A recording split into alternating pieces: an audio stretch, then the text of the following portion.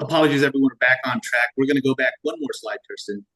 There we go. So, like I said at the top, I'm with the Illinois Department of Human Services, the Division of Rehabilitation Services, which administers the Title for Voc Rehab program. We are the state's lead agency that serve people with disabilities. We work in partnership with the job seekers themselves, people with disabilities, their families, to assist them in making informed choices to achieve full community participation through employment, education, and other independent living opportunities. Our agency has two programs, home service and vocational rehabilitation. I'm going to be talking just about the Voc Rehab program. Our home service program is also very crucial and important to assist people that have disabilities, significant disabilities, live independently in their home. The VR program is federally mandated. It's something that all states have to administer. We receive our funding from the Department of Education, and I believe 80 to 85% of VR funding comes from the federal government, and the state of Illinois covers the remaining 15%. And the mission is very simple. It is to assist people with disabilities or differing abilities obtain and maintain competitive integrated employment opportunities. Just two buzzwords here, competitive and integrated. Competitive means it's working at an environment where you are paid at or above the minimum wage, depending on your area. And then integrated is a environment where majority of the people that you're working alongside are peers that do not have disabilities. So, for example, if an employer has 100 employees on their payroll, 51 of them would have to be individuals that do not have disabilities for that setting to be considered integrated. We do not engage with employers in non-integrated settings, nor do we promote sheltered workshops, which fortunately for the state of Illinois is planning to phase out here in the next few years. So everyone is getting paid at or above the minimum wage and are working alongside peers in the community. Next slide, please. So the reason we're here is to, again, have that conversation with employers and businesses about understanding what their workforce needs are, giving them training, more information on job seekers with disabilities and how it can positively impact their workforce. But the other piece is to also engage with WEO partners and other workforce entities that obviously have a lot of expertise and knowledge about workforce services, and be a core part of it because under the WEO Act, VR is a core WEO partner. So what we want to do is just bring to attention the services that our agency provides, the job seekers that we work with, and get our workforce partners first to buy in to our mission, because we'll only be successful if everyone across the WEO umbrella understands the same language and knows the importance of providing certain services to job seekers with disabilities or folks from other marginalized communities. We usually start every conversation by asking employers and workforce partners to focus on someone's ability. I think hopefully the word disability itself will get kind of integrated, and we're using more people first language. I think if we shift to that direction, you'll start seeing more and more openness and proactiveness from employers and workforce entities to not just engage with our agency and the services we provide, but also create an inclusive workplace for job seekers with disabilities. The goal is to change this number. In the most recent census, 1 in 4 people in this country reported having some form of disability, and that's a big part of the population. A big part of the population that wants to work, or if they are working, they feel like they're underemployed. So we want to change that number and make sure that it aligns with, the same unemployment rate for people without disabilities. And I think that number might have spiked a little bit since we last presented back in April. I think it might be over 4, but the unemployment rate for people with disabilities is still around that 8%, which is why we're here, because we want to change that. And during the course of the presentation, but more importantly in our work, we want to just tell employers the benefits. There's a lot of evidence-based studies that have shown employers and entities that embrace an inclusive workforce just perform better. And For us, I think it's important for us to engage our partners first across the WEO umbrella to buy into our mission so we can kind of do this work together. Next slide. These are just some of the services that we provide to employers. All of this is free. Obviously, the main service is around employment, which includes recruitment, retention, and other advisory services. We also provide a lot of consultation around accommodations, not just our unit, the workforce development unit, but we have several experts across our agency that are experts in workplace assessments, accessibility technology, and other accommodations to provide employers and job seekers and our workforce partners those resources so they're aware of the intricacies of disability employment and how someone can benefit from having these accommodations. We also provide training on disability awareness, rules around the workplace as it's tied to the American with Disabilities Act. A lot of this training we do on. We also work with a lot of our disability advocacy partners across the state that provide these trainings to anyone that we engage with. There's obviously a lot of financial incentives in creating a workplace that people that include people with disabilities and other targeted populations, such as the Workforce Opportunity Tax Credit. We also offer on-the-job training to employers to give them a assessment period to evaluate the job seeker that we share with them. And there's much more. This is just the major bullet points of the services that we provide to employers. And like I said earlier, it's all free at no cost to the employer. And I would advise anyone on the call to connect with myself or any of my colleagues that work up and down the state about how we can help employers with these services. Next slide, please. All right, I'm going to pass. All right. Yeah. Sorry, Biz. So as I mentioned earlier, my name's John. I'm the Business Services Supervisor over here at the Workforce Services Division of Will County. We are located at the Workforce Center of Will County here in Joliet, so we are the one-stop operator. So we have partners from all over located at our Workforce Center. So we have obviously us at the Workforce Center. We have a career side and a business side, business services team and a career services team. I like to tell people that's just essentially workforce development in a nutshell. You're going to have the career side, you're going to have the business side. I'll go into a little bit more on the duties of those, but additionally, we have partners from JJC. We'll have partners, some business colleagues from IDHS, IDES, if people need help with unemployment, and then other partners stopping in and out periodically as well. When it comes down to the Workforce Center, as I mentioned, we are two teams. So we have the business services team, which is my team. Then we have the career services team. The career services team, they'll help any job seeker who just needs assistance, getting back on their feet, getting a new job, helping with grant opportunities, getting them workshops. So if they want, some Microsoft Office help, or they want some interview tactic workshops, resume writing, we provide those on a weekly basis and release a schedule and get that notice out to people.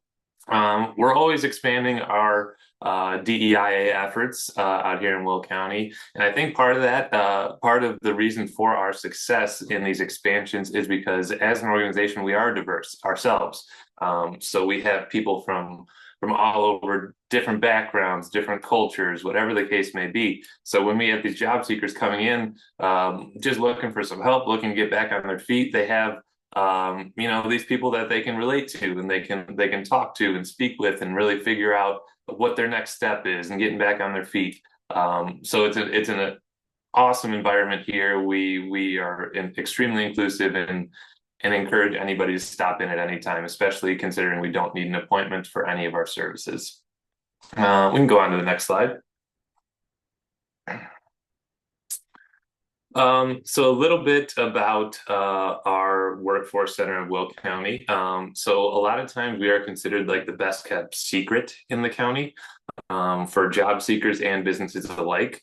So communication is a huge part of getting our word out there and getting some people involved in the community and involved in getting back on their job search or getting connected with a business. So we use a variety of different resources for this. Number one, we have a Will Works podcast. Actually, my brother hosts that podcast, funny enough. So if you need an in to get on the podcast, let me know. I can probably pull some strings. But additionally from that, we partner with organizations like the Habitat for Humanity, or sorry, the SEED program with the Northern Illinois Food Bank. Sorry. And these programs, they involve getting people from underserved communities and essentially giving them workshops. So the SEED program, what we did, they partnered with us, the Northern Illinois Food Bank partnered with us, and we put on a series of workshops that included resume writing, interview tips, and then additionally got them certifications in forklift training, CNC, and then general OSHA. So it was an awesome partnership. We got, I think, 10 to 15 individuals fully certified. They didn't have to pay a dime, got them back to work, and then it culminated with a job fair as well. So we were able to get those people connected to work right away. Additionally, on that note, we also have an integrated business services team over here in Will County. So Biz and I, he's part of the team. Some of his colleagues are as well. We meet regularly to, just brainstorm and think about, IDES, what are you guys doing? IDHS, what are you guys up to? How can we collaborate? What are some issues? What are we missing? How do we need to, get the ground rolling, tap into some of these new pools? What are the issues? So we're meeting regularly to discuss those different things, and they are very informative meetings once we get everyone together and talking. Let me see. We can go on to the next slide in that case. I'll talk about the workshops a little bit in the next one. So specifically with my team, some DEIA efforts. So going back when I started as the supervisor, a huge part about what we do is recruitment assistance. So we're planning, hiring events, job fairs, whole nine yards, just trying to get job seekers connected back with good employers. And we weren't too pleased with the numbers we were getting. We'd get 10, 15 businesses, maybe the same amount of job seekers coming in, kind of quiet, not really that beneficial for both job seekers or businesses. So we had to kind of sit down and think about, what can we do? Do we have to tap into a new pool? What are we doing wrong here? Let's get some more involvement. And the integrated business services team, we sat down, Biz and I talked, and we came up with the Ability Career Fair. So the first one was last year in October. That was our first targeted job fair towards like a targeted demographic. And like I said, that was our first one coming from just a run-of-the-mill job fair. The Ability Career Fair had a 50% increase in businesses and 100% increase in job seekers. So it was we immediately saw that there's a benefit to targeting these different groups, where especially people with disabilities who aren't as inclined in a lot of cases to put themselves out there. They might be nervous or just a little intimidated to think, we'll go into misconceptions in the future, but those go through those people's heads as well. And they just want to know that they're going to a place where there's going to be other people that share the same or similar experiences with them. And there's going to be businesses there that are looking specifically for people like them. So it increases participation on both the employer and job seeker side alike. And then even after the job fair, businesses were coming up to me saying, man, like this is the most we've ever talked to people. Like people are actually engaged. They actually want to be here. Like they're not just coming out here to pick up our flyers. And then same thing with job seekers. They'd say, hey, this is the first job fair I've ever gone to where like someone has actually, talked to me. They didn't tell me to just go scan a QR code or whatever the case may be. They actually wanted to talk to me and see how I could fit in their organization. And we're inclusive. Like I said, the whole idea of this is being inclusive. So in some cases, for example, at the Ability Career Fair, we had an individual with a disability. They came in with their parent or guardian. They were speaking with a business. The parent or guardian was trying to, figure out what would be the best position. Their son or whoever they're taking care of was, didn't love being away from that guardian often. So the business they were like, well, are you looking for work? To the guardian. He was like, well, yeah, I guess I could be. And they ended up hiring both. So that person with the disability is now working with their guardian that they didn't want to leave, and they're both still employed, and it's a good job for both. So those DEIA efforts are working, and we're going to continue to push them out with more than just people with disabilities. As you see below there, that's a returning citizens career fair. We have plans to do some with veterans, a variety, whatever the case may be. We're always interested in targeting, new demographics. And then we can go on to the next slide. So a little bit about the misconceptions of people with disabilities. So number one, right off the bat, you see there, 1 out of 4 people have a disability. So a lot of people are fearful to tell employers of their disability. That's kind of something we're trying to, be more open about. And that starts with educating the businesses. So I mentioned earlier that we would do employer workshops. So before the Ability Career Fair last year, we had a workshop where we brought in employers, and Beth, Biz, and I, we presented on like these misconceptions, very similar presentation to what we're doing right now, teaching them, it's not expensive to hire a person with disabilities. They can still be trained. It's not gonna ruin the team environment. You don't have to give them special treatment. Like, they're just people. They want to work. They want to get back out into the world. So these misconceptions, if we just get those words out into our businesses, our local businesses' ears and their brains, I mean, just the simple education like that opens doors for both job seekers and businesses alike. So you see on there, one of the misconceptions, they won't fit in.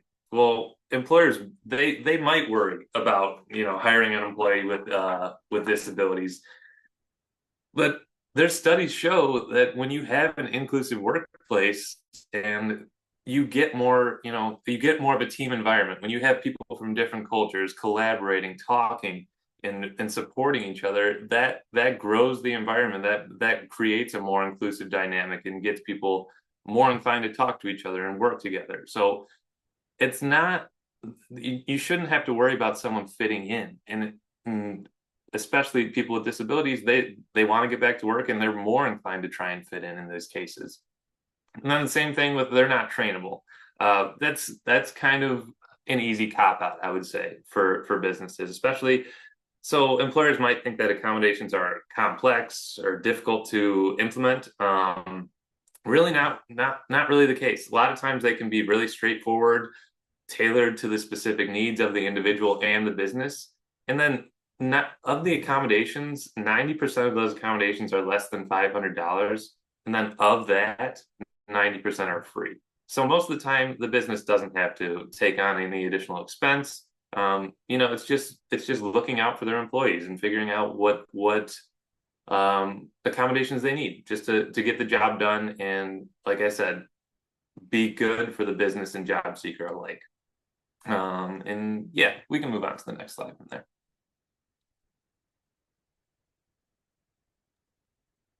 All right, so my name is Beth Gonzalez, as I mentioned earlier, and I am from Pace Suburban Bus.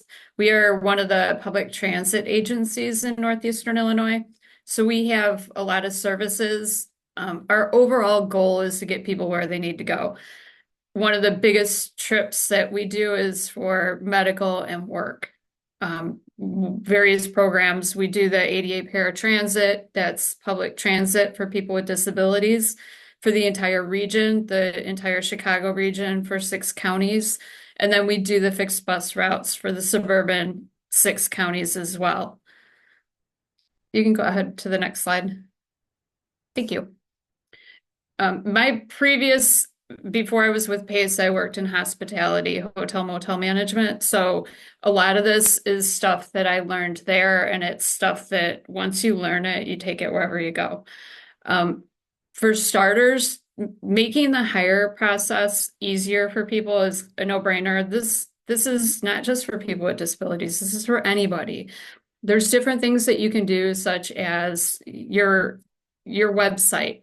Is your website easy to maneuver? Is it easy to find your employment page on the website? If it's not, you lose people right there. Is it easy to see, or is it convoluted with all kinds of stuff that people can't read?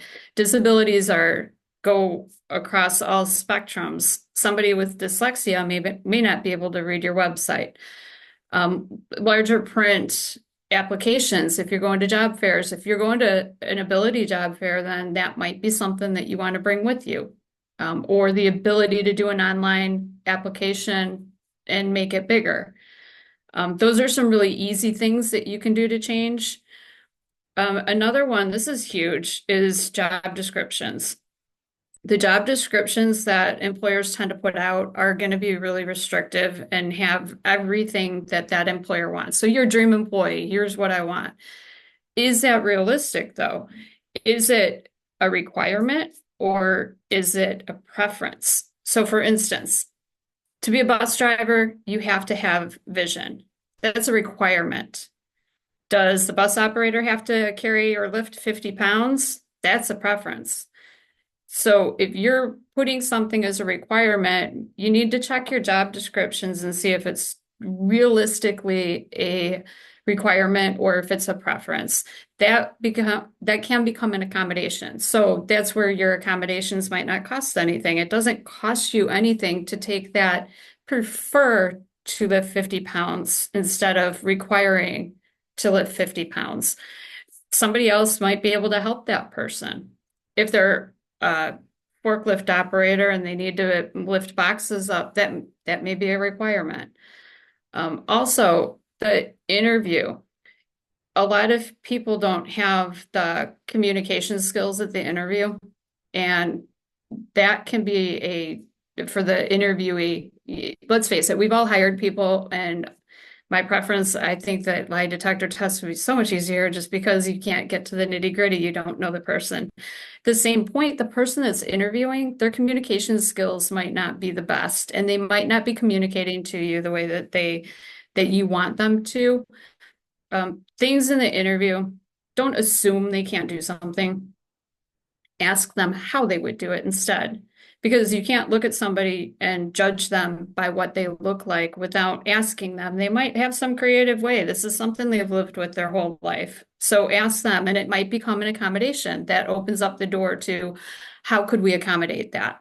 If this person may work out for us, what can we do to accommodate it? Next slide. Thank you. So this is overall, if you think about the whole thing, it's going to be a culture shift. To change the culture in an organization, it requires the leadership to buy in and to cheerlead this. If you don't have the leadership, then it will never become a sustainable and an ongoing culture shift. So for starters, start with leaders. Once you get that and the leadership is behind it and they're supporting it and they're championing this, then you want to appoint somebody on the team to be responsible for the accommodations. Somebody that's going to live that mission and breathe that mission and share that mission with the entire team. The team is all of the employees. The team is not just management, and it includes everybody. There should be mandatory leadership training. And then also, and this is ongoing, it's not a one and done. You can't do something once and then expect a culture shift. It's something that has to be repeated and reminded. Just like kids, you're teaching kids, you have to remind them over and over again. So there should be leadership trainings. There should also be trainings for the employees that is communicating what that message is that the leadership has to become a diverse workforce and a diverse team, and for that culture shift. Those meetings with the team should also be an opportunity for the team to give ideas, because that's the best way to get buy-in. You got to get buy-in from all the employees. Otherwise, you know how it goes. One bad apple and it can spread and it makes more bad apples. So if you can get buy-in from the team, and the best way to do that is to have them give their ideas and see that their ideas are actually being implemented and change is happening. It's not going to be an easy change. It is a hard change to go through. I have gone through it before when I was in hospitality, and it was a long haul, but then I'll tell you afterwards, it was amazing to watch how it didn't matter who you were, everybody was going to help everybody and do what they could to get it done. Next slide. So onboarding is probably going to be one of the most important things that you can do. When you have a new hire, it doesn't matter who it is. When you have a new hire, you want to give them the training, assign a mentor that shares that vision. Because if you give them the bad apple mentor, guess what? That person's going to be gone. They're not going to stay. If you want this to be a long haul and you want people to stay, remember, people want to work where they feel like they're needed, they're respected, and that they're doing something to help with that mission. So a mentor is somebody that should be one to help them learn that mission, to be more comfortable working there, and somebody that they can go to. It makes them part of the team, which is going to be key. Team is something that I've always lived with. Team together, everyone achieves more. That was our mantra, always has been. It is my mantra because now it's a part of me. The other thing is care. Care and respect everyone. If you see somebody, if anybody on the team sees somebody that's being disrespected, then they need to know that they should step in and stop it or say something. But that's just it. Check in with the people with new hires. Doesn't matter who you are. Check in to see how they're doing. See if everything's going okay, if there's any issues, if there's things that they're seeing that could be changed to make it better for the entire team. If you don't check in with them, then you know how that saying goes, when you have a silent employee, you have to watch out for the silent ones because there may be something going on that you don't know about. And sometimes the best employees go silent and then you lose them. So checking in with them, not just the mentor, but as management team, the management team should check in once in a while. Even a good morning every morning when you're walking by, that's huge because then you opened that door for them to communicate with.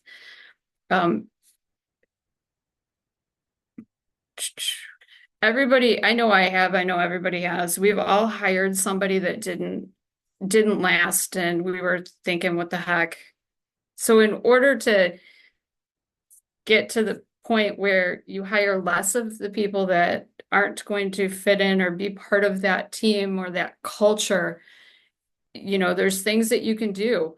Hiring people from different diverse backgrounds, people with disabilities, second chance citizens, some positions you might not be able to, but some you can.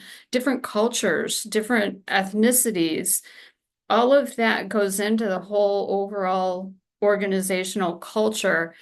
And when you see that culture shift, when you start to see how people are enjoying that culture, then your retention rate increases. You don't see people one and done, gone. People tend to stay longer. If you think of Steve Jobs and you look at Apple, look at the culture there. The people want to work there because of the culture that he created.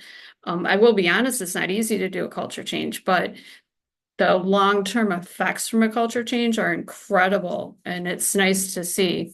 I do challenge everybody that's on this meeting today that if you have not taken away your perceptions of people with disabilities, I challenge you all to hire somebody with a disability and change the culture of that, your organization.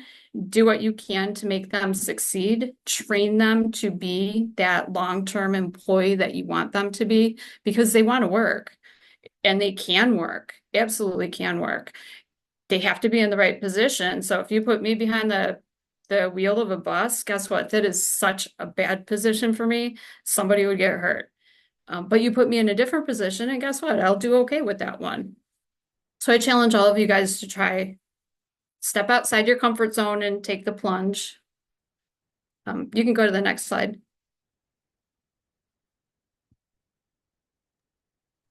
All right, thank you so much, Beth.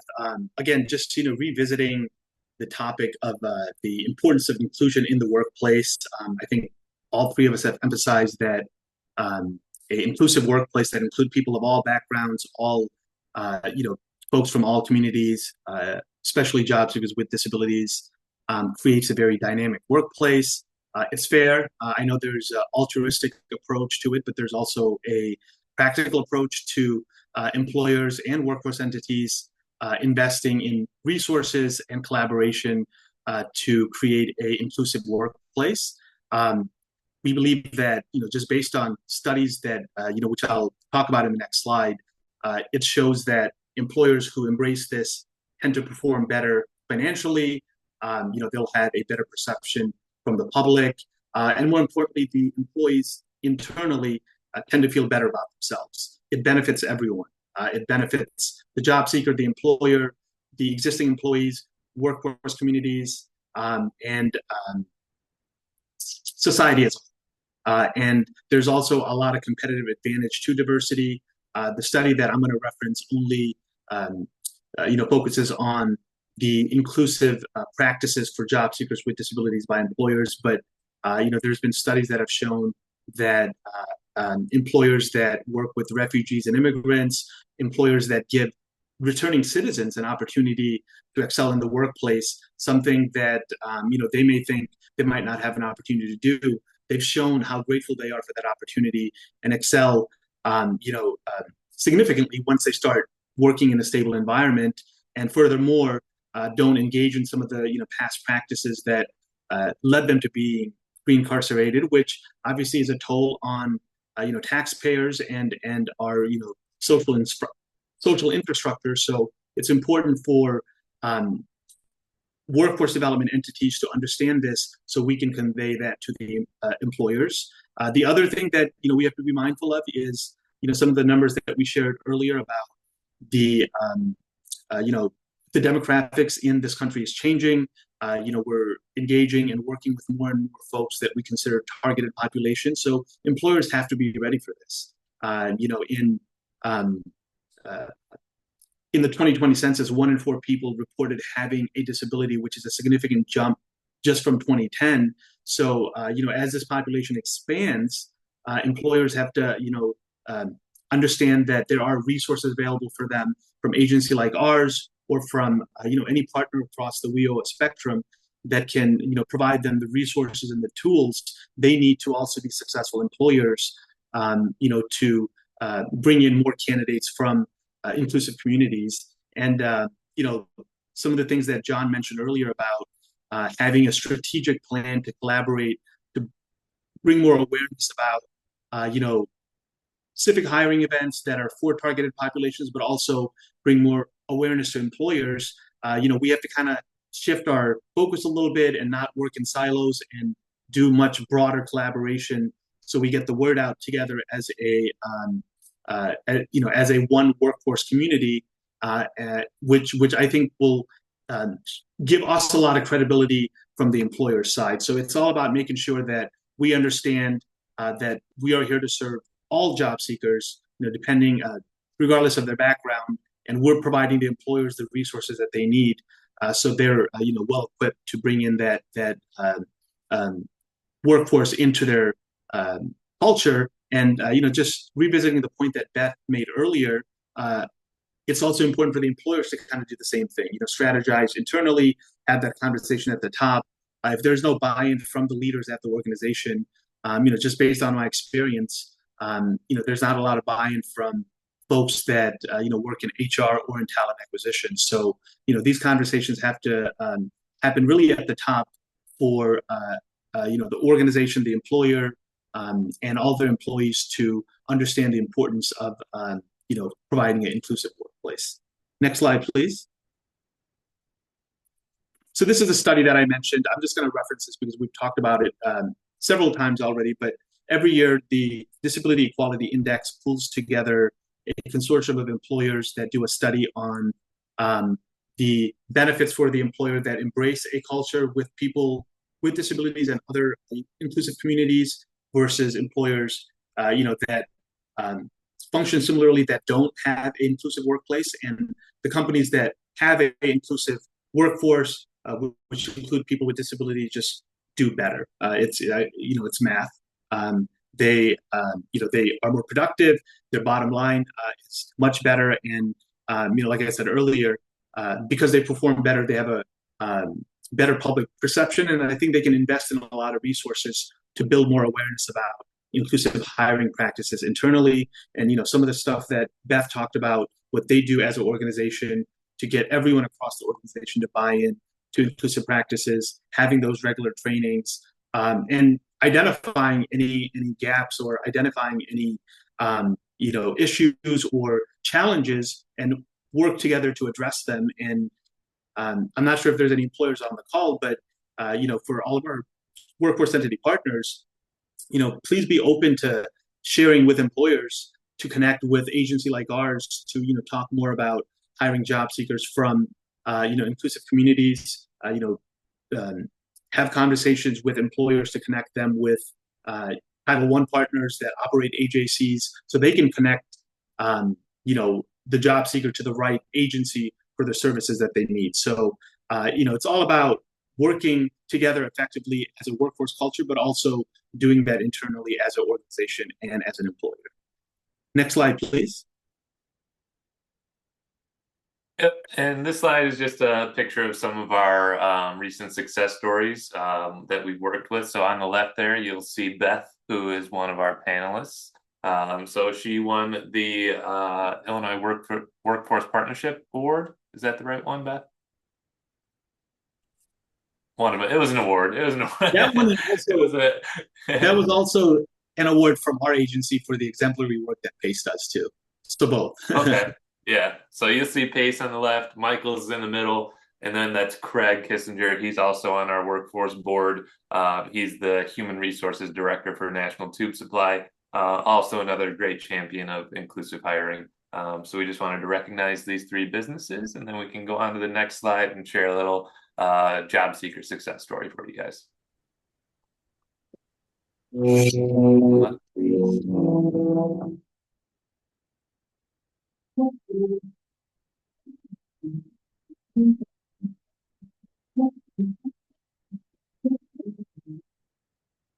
Good morning, Sean. How are you? Good. Good.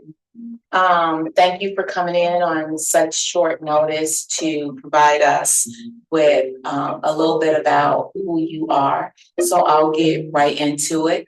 If you could just tell us, just share your story with your background and how you came to work with us. Okay, so my background is pretty bad. I just did 30 years straight in prison.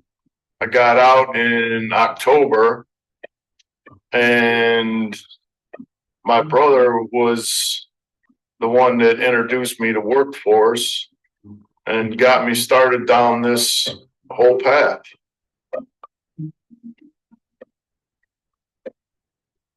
Okay, so I went over there to the Community Concerns building, and they helped me with a resume and getting it on Indeed. And then I came back to workforce and learned about a grant that I could get to go to advantage driver training to learn how to be a trucker.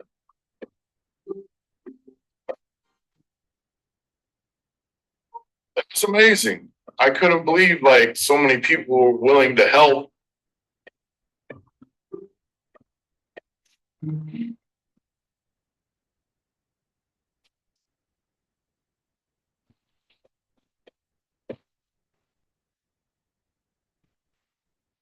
you could do it too.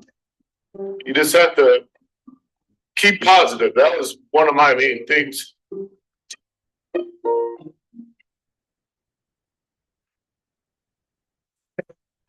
If I ever want to go back to that environment, be independent, take care of myself, and just try to do the right thing.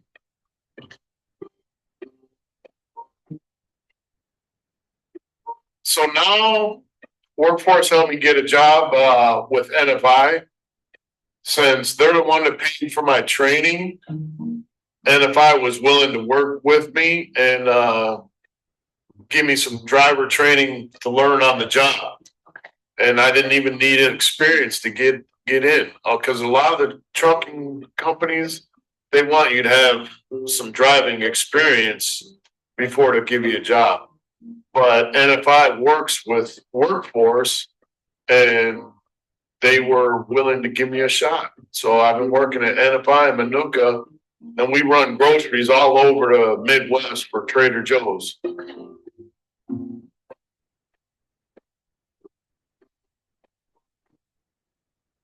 I would tell them, first off, don't get discouraged.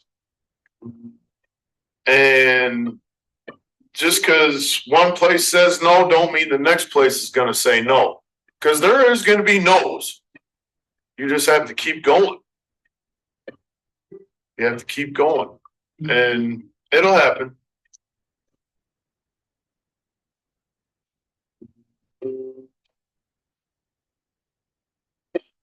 It's a nice feeling to have some job skills that people actually want and are willing to pay good money for them. And I never really had that before.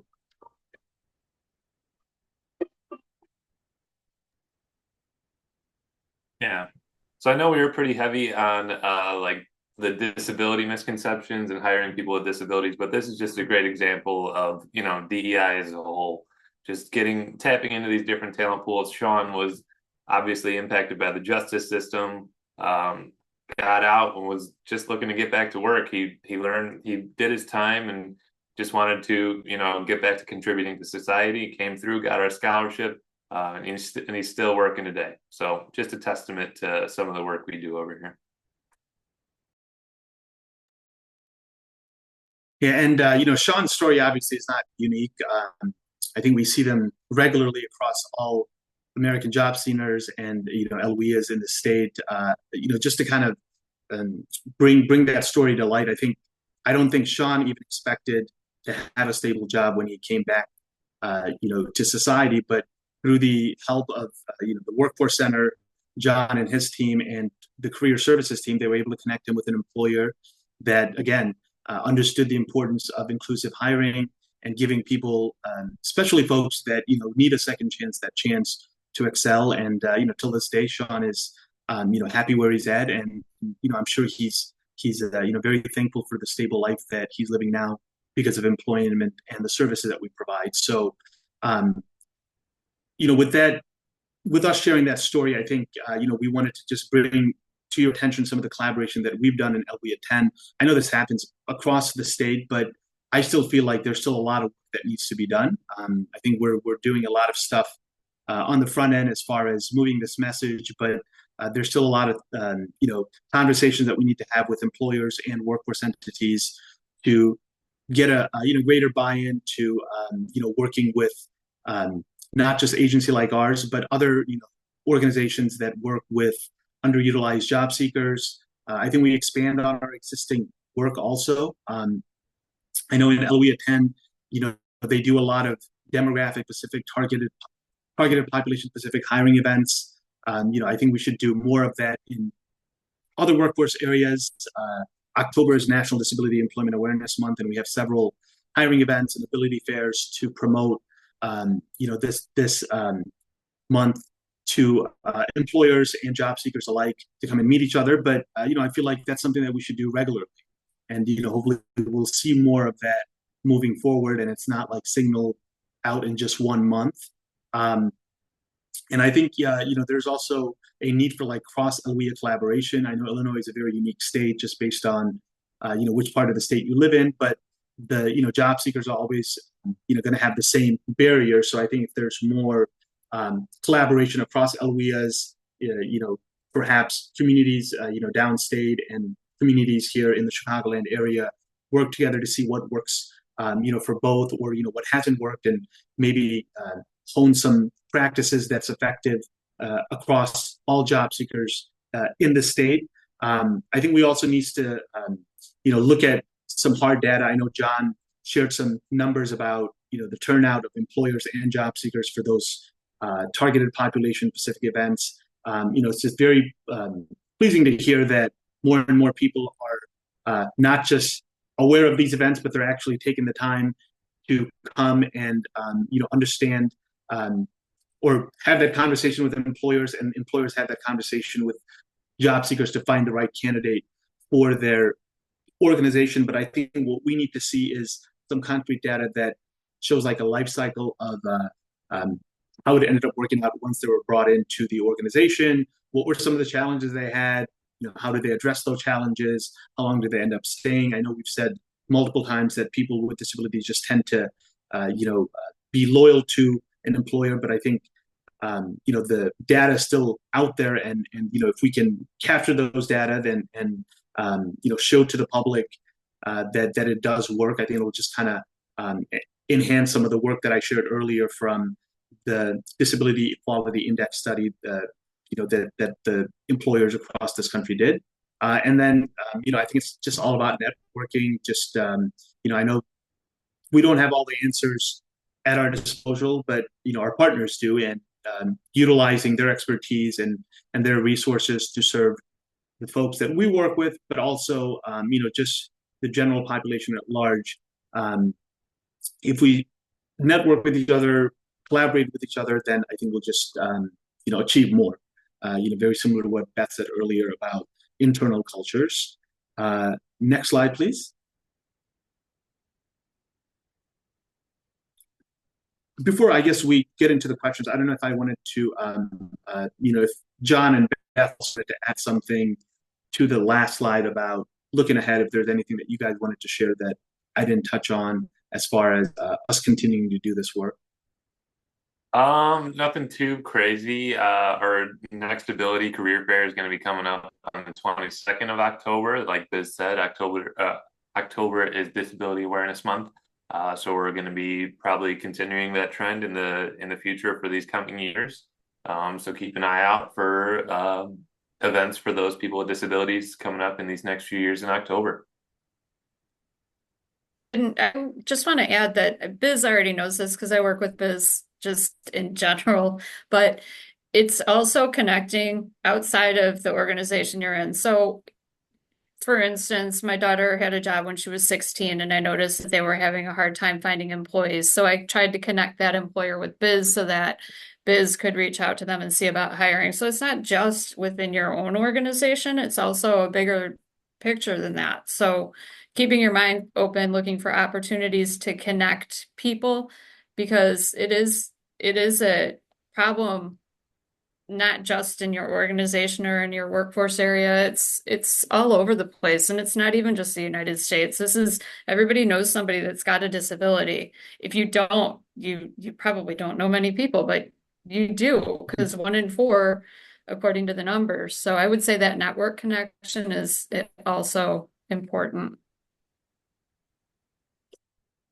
So here are our website, the Workforce Center of Will County, the Investment Board, our agency's website, where you can find the application to apply for VR services, as well as services that we provide to employers and job seekers alike, and then the PACE Bus website, which also has their careers page, so folks that are interested in applying can go ahead and apply. Next slide, please. So I guess now maybe we can hand it back to Kirsten, or kind of open up the floor to hear from you guys on what you guys are doing, I guess, in your workforce area, what your agency is doing, and what you want to do looking ahead.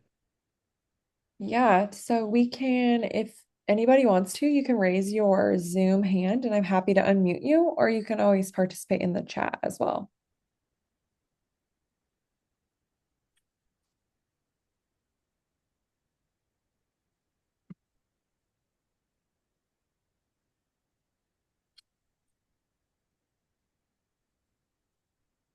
Give everyone a couple seconds. I'm sure they're typing. But if anyone wants to unmute, I'm happy to allow you to talk.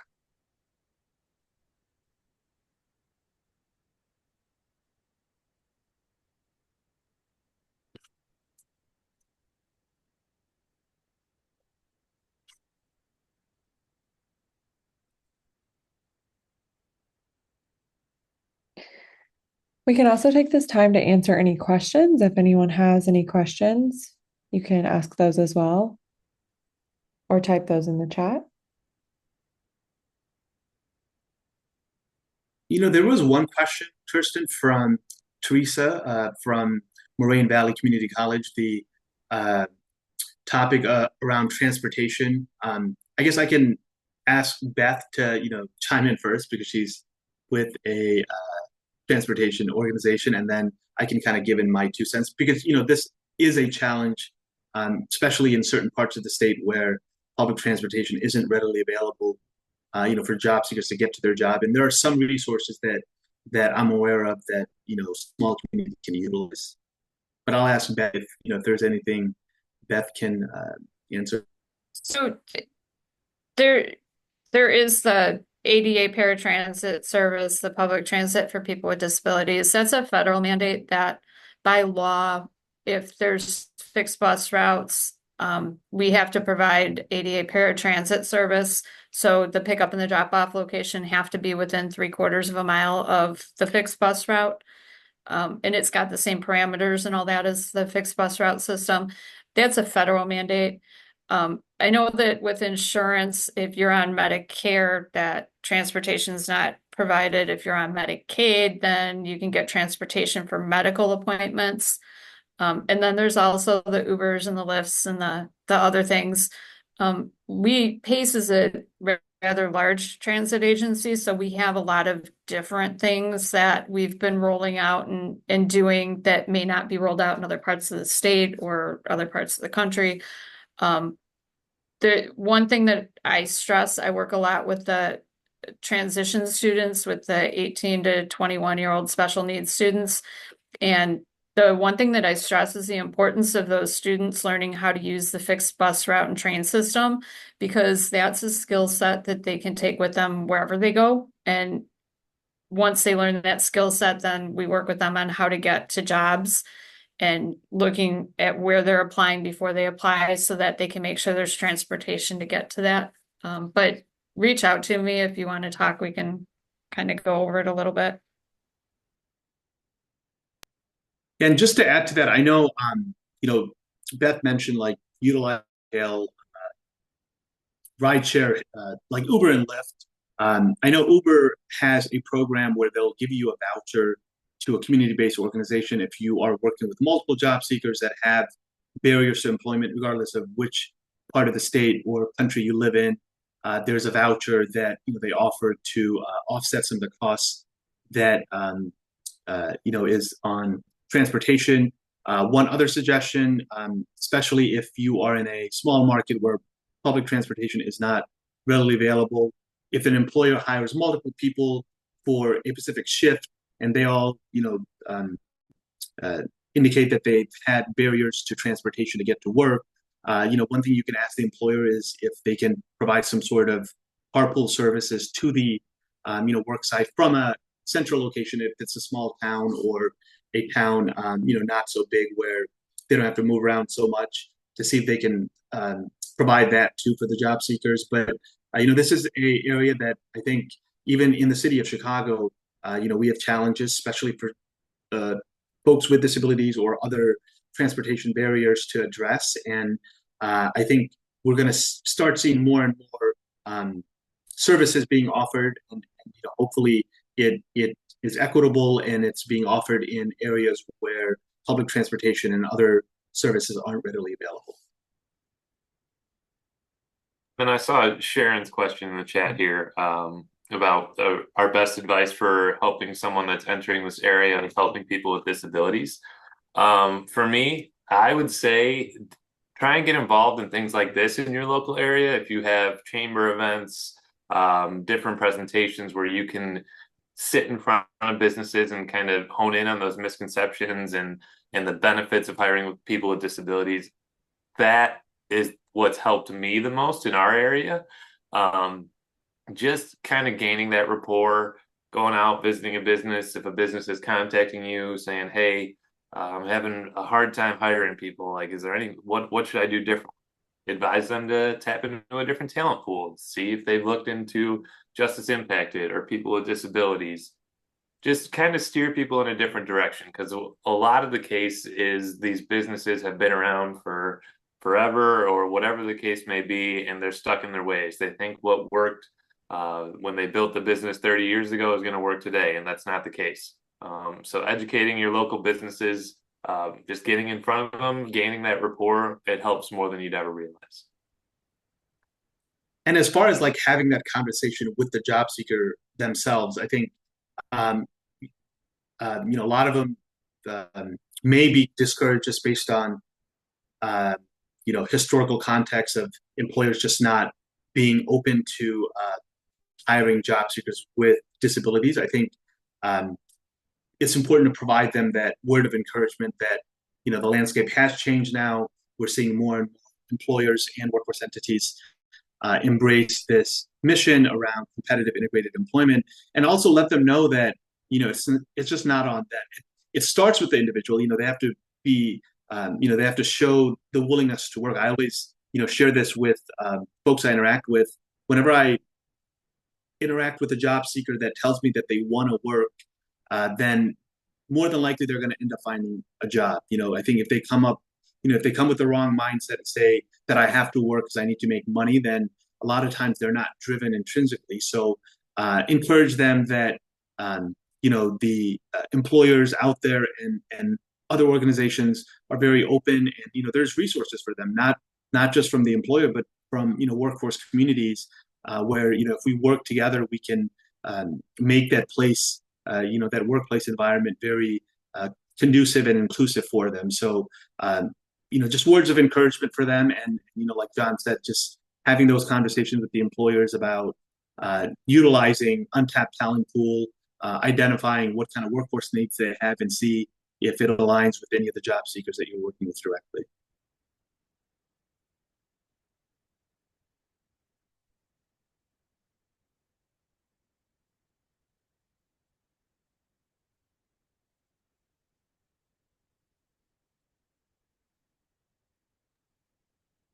Any other questions?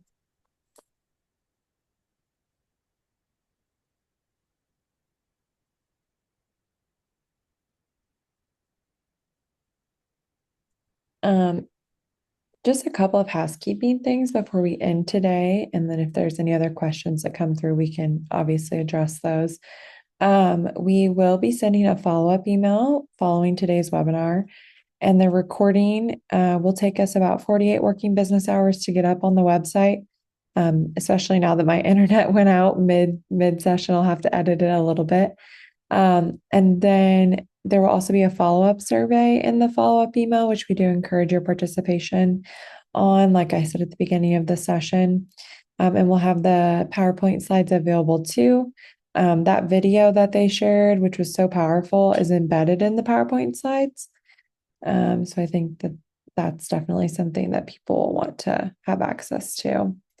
And if there's any other follow-up information that you need from today, or I even had Sharon reach out to me and said that she wanted more information about professional development for the WIOA system. We do these Workforce Wednesday webinars every Wednesday. Marketing comes out for it on Mondays, as well as our team at Illinois State University is the planning team along with the WIOA Professional Development Committee for the WIOA Summit. It's going to be renamed the Illinois Workforce Summit this year, but we will have information about all the summit and all professional development coming out on Mondays. So if you're not on our email listserv and you wish to be, you can reach out to me directly. I'll put my email in the chat, and I'm happy to get you connected and on our email listserv to receive those marketing emails. Any other questions or any other comments, Biswa, John, or Elizabeth? Thanks for coming out, everybody. Yeah. Thanks, everyone. All right. I just want to thank Biswa, Elizabeth, and John for their time and willingness to present this information to you all, and Beth, Elizabeth too. And everyone have a great rest of your Wednesday. Thank you for joining us. Thank you. Everyone. Thank you. Hey, Kirsten. Bye.